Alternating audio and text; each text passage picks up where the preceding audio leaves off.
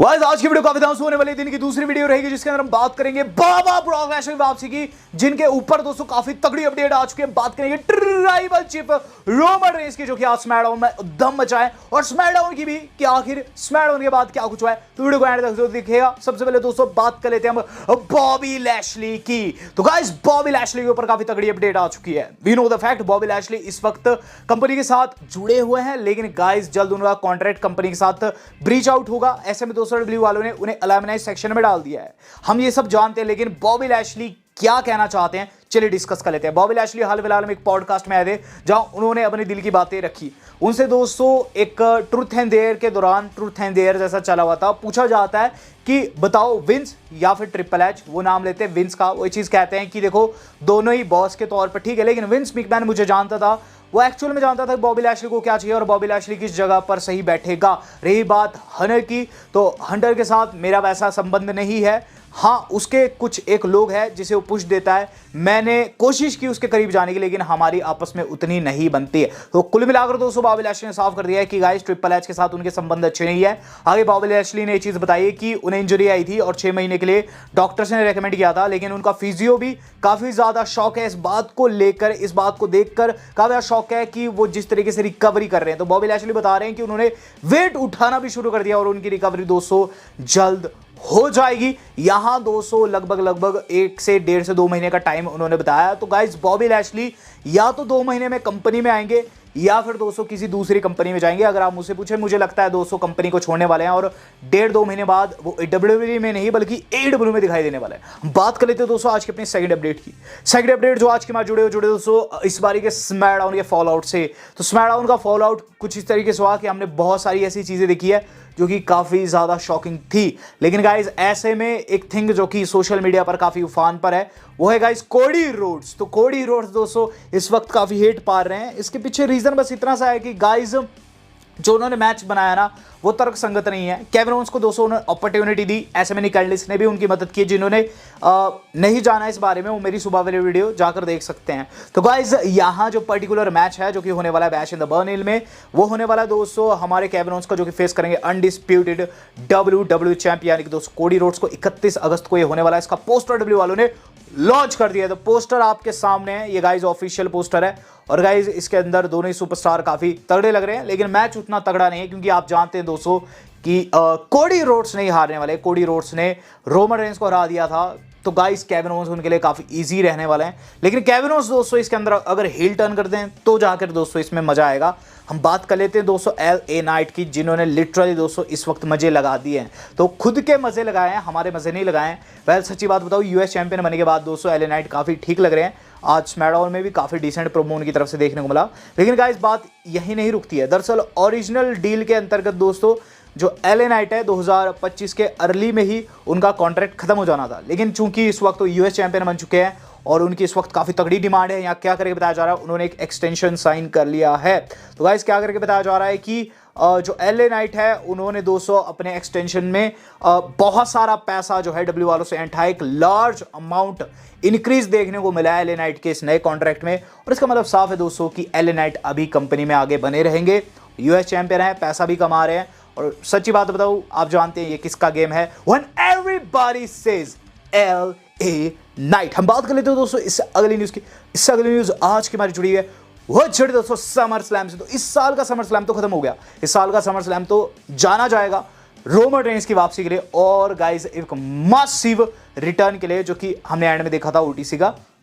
But अगले साल का समर स्लैम जाना जाएगा 2 नाइट्स के लिए। Yes, it's confirmed. अगले साल का समर स्लैम बताया जा रहा है दोस्तों वाकई में 2 नाइट्स का होने वाला है और ऑलमोस्ट डेफिनेट है कि आगे जाकर समर स्लैम 2 दिन का ही रहेगा।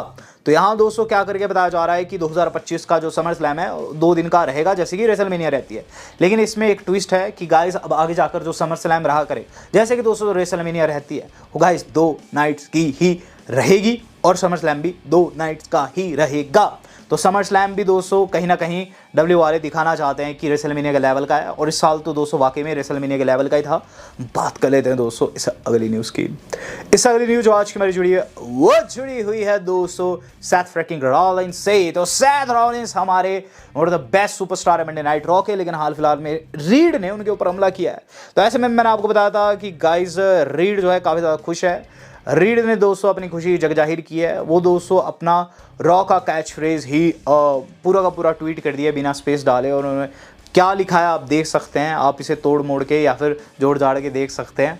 लेकिन गाइस बात ये नहीं है, रीड के अटैक की वजह से सेथ रॉलिंस को फ़ायदा पहुंच गया है। दरअसल दोस्तों सेथ रॉलिंस जो है एक दूसरी इंजरी से जूझ रहे थे और अब उन्हें टाइम आउट मिल चुका है। क्या करके बताया जा रहा है कि Seth Rollins will be taking time of from WWE. दरअसल यहाँ क्या करके बताया जा रहा है, लास्ट वाली लाइन में आप देखिए, Rollins current injury issues are said to be chronic related. तो कुछ क्रॉनिक है उनके साथ, और जितना दोस्तों मुझे पता है कुछ बैक इशू है। सेथ रॉलिंस दोस्तों काफ़ी टाइम से बैक इश्यूज से जूझ रहे थे। तो ऐसे में रीड ने जो उनके ऊपर अटैक किया है बेसिकली एक टाइम ऑफ है या फिर कह लीजिए रिटर्न ऑफ है स्टोरी लाइन से। अब सेथ रॉलिंस दोस्तों मेरे हिसाब से 2-3 हफ्ता या फिर बैश इन द बर्लिन के बाद ही हम लोगों को देखने को मिलने वाले हैं। यहाँ दोस्तों डब्ल्यू वालों ने एक बड़ा चेंज डाल दिया है अपने इंट्रो के अंदर। तो old OG intro is back. Yes, Roman Reigns intro पर वापस आ चुके हैं। उनके अलावा दोस्तों शार्लेट फ्लेयर भी इंट्रो पर वापस आ चुकी है। तो जब आप शुरुआत में इंट्रो देखते हैं डब्ल्यू वालों का तो वहाँ आता है देन नाउ फॉर एवर। तो गाइज इसमें अगर आप ध्यान देंगे, देन में पुराने सुपरस्टार, नाउ में करंट, फॉर एवर में वो जो कि हमेशा हमेशा के लिए लेजेंड बन के रहे और लेजेंड है। तो इनमें दोस्तों 2 सुपरस्टार ऐड कर दिए डब्ल्यू वालों ने। आप देख सकते हैं Roman Reigns and Charlotte Flair को ऐड कर दिया है, और कहीं ना कहीं शार्लेट फ्लेयर के रिटर्न की भी एक अनुभूति हम लोगों को देता है, क्योंकि रोमन रेंस लौट आए हैं तभी दोस्तों उन्हें इस नए इंट्रो में एज ए लेजेंड डब्ल्यू वालों ने इंक्लूड किया है। इससे पहले भी थे लेकिन शायद से ये फॉरएवर वाले सेक्शन में नहीं थे, लेकिन अब उस सेक्शन में डाल दिए गए हैं। तो यानी कि दोस्तों शार्लेट का रिटर्न भी जल्द हम लोगों को देखने को मिलने वाला है। वेल दोस्तों बात कर लेते हैं कि एक्चुअल में स्मैकडाउन के बाद क्या हुआ है और रोमन रेंस पर क्या बड़ी अपडेट है। तो गाइज सबसे पहले तो बता दूं कि जैसे स्मैकडाउन खत्म होती है रोमन रेंस की तरफ से दोस्तों हमें हवा में उंगली देखने को मिलती है। आपने वहां तक तो देखा होगा जहां रोमन रेंस ऐसे करते हैं, अटैक के बाद उन्होंने लोआ को डिस्ट्रॉय कर दिया था, लेकिन उसके बाद दोस्तों रोमन रेंस ने ऐसे किया है, हवा में उंगली उठाई है। एक तरीके का जवाब था सोलो को, क्योंकि गाइस सोलो ने भी उंगली उठाई थी हवा में, खुद को बताया था कि आई एम द वन। तो यहाँ दोस्तों रोमन रेंस ने उसका जवाब दे दिया ऑफ एयर जाने के बाद, जिसके बाद दोस्तों एक शॉकिंग मैच देखने को मिला है लिव एंड डॉम का। लिव एंड डॉम का दोस्तों आप कह सकते हैं एक साथ उन्होंने डेब्यू किया, और गाइज उन्होंने फेस किया ब्रॉन स्ट्रोमैन और कायरी सेन को। लिटरली डब्ल्यू वाले ब्रॉन स्ट्रोमैन को ऑन स्क्रीन यूज नहीं कर रहे, ऑफ स्क्रीन यानी कि डार्क मैचेस में उनको मौका दे रहे हैं। तो यहाँ ब्रॉन स्ट्रोमैन और कायरी सेन ने इस मैच में लिव एंड डॉम को हरा भी दिया। लिटरली दोस्तों लिव एंड डॉम एक साथ डेब्यू कर रहे थे मिक्स मैच में, और इस मैच के अंदर हार जाते तब जब एंड में इनसेन एल्बो लगता है, कायरी सेन कूदती है ब्रॉन स्ट्रोमैन के ऊपर खड़े होके। तो गाइस काफी तगड़ी जीत हुई ब्रॉन स्ट्रोमैन की, और थोड़े से दोस्तों ओवरवेट भी लगे यहाँ ब्रॉन स्ट्रोमैन, बट उस चीज के ऊपर हम फोकस नहीं करेंगे। हम फोकस करेंगे इस टाइम की मतलब बिगेस्ट न्यूज की। यहाँ क्या खरीदा जा रहा है कि रोमन रेंस का नया थीम सॉन्ग बनकर रेडी है। रोमन रेंस अभी भी एक नए थीम के साथ आया, आपको पता होगा, लेकिन कुछ ऑड सा लग रहा है। तो ऐसे में क्या करके बताया जा रहा है कि रोमन रेंस का नया थीम सॉन्ग जो है वो लगभग बनकर रेडी है, और साथ ही साथ दोस्तों यहाँ जो ट्राइबल चीफ का सॉन्ग बताया जा रहा है काफ़ी एक्सपेंसिव करके बताया जा रहा है, यानी कि दोस्तों इसके अंदर बढ़िया इंस्ट्रूमेंट यूज़ हो रखे हैं और सुनने में काफ़ी अच्छा लगेगा। वाइस रोमन रेंस एक नए थीम सॉन्ग के साथ जल्द आप लोगों को एंट्री लेते हुए नजर आएंगे। और गाइस कहीं ना कहीं दोस्तों डब्ल्यू वाले कुछ एक्सपेरिमेंट्स कर रहे हैं, इससे हमें पता चलता है ट्राइबल चीफ के कैरेक्टर में। यहाँ दोस्तों हम बात कर लेते हैं उस बंदे की जो कि अब कैरेक्टर ब्रेक करने में काफ़ी मशहूर है और लौटने जा रहा है। तो बाबा ब्रॉक लेसनर की वापसी के ऊपर काफी तगड़ी अपडेट आ चुकी है। काफी टाइम से दोस्तों ब्रॉक लेसनर की वापसी पर अपडेट नहीं आई थी। लेसनर की तस्वीरें वायरल हो रही थी, लेसनर दोस्तों अपनी बेटी के साथ विदाउट बियर्ड दिखाई दे रहे थे, हर चीज चल रही थी, लेकिन लेसनर की रिटर्न के ऊपर कोई भी सॉलिड अपडेट नहीं आई थी। लेकिन गाइस अब अपडेट आ चुकी है। तो रेसलिंग ऑब्जर्वर न्यूज लेटर यानी कि डेव मेल्जर की अपडेट है।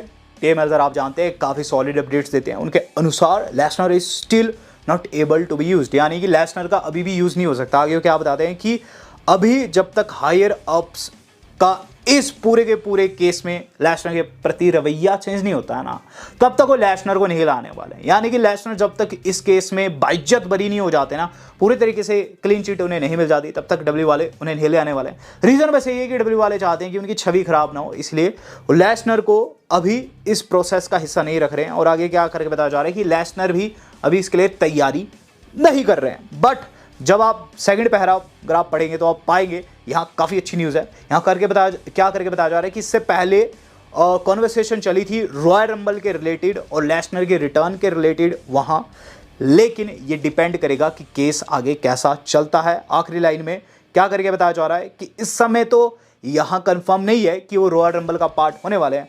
However February the 1st 2025 Lucas oil stadium जो कि इंडियानापोलिस में है, वहाँ चीज़ें चेंज हो सकती है। तो लेसनर के प्रति अभी डब्ल्यू वालों का रवैया बस यही है कि बच बच के चलना है, लेकिन इस वक्त पिन पॉइंट क्या जा रहा है रॉयल रंबल 2025 को, जहां गाइस लेसनर का रिटर्न हम लोगों को देखने को मिल सकता है। और चूंकि ट्रिपल एच ने कह रखा है कि अभी आपने कुछ भी नहीं देखा है ऐसा जिससे आप कह सको कि हमने बहुत कुछ देख लिया है, रोमन रेंज से भी बड़ा कुछ ट्रिपल एच अपने आप कह सकते हैं पर्स में छिपाए हुए हैं, और पर्स खुलेगा 200 साल के अंत में, जहां हमें लेसनर देखने को मिल सकते हैं। अब देखते हैं दोस्तों आगे क्या रहता है। वीडियो आज कितनी थी, बाबा ब्रॉक लेसनर के नाम, इसे शेयर करना मत भूलिएगा। वेल दोस्तों आज तक इतना ही, धन्यवाद, शुभ है।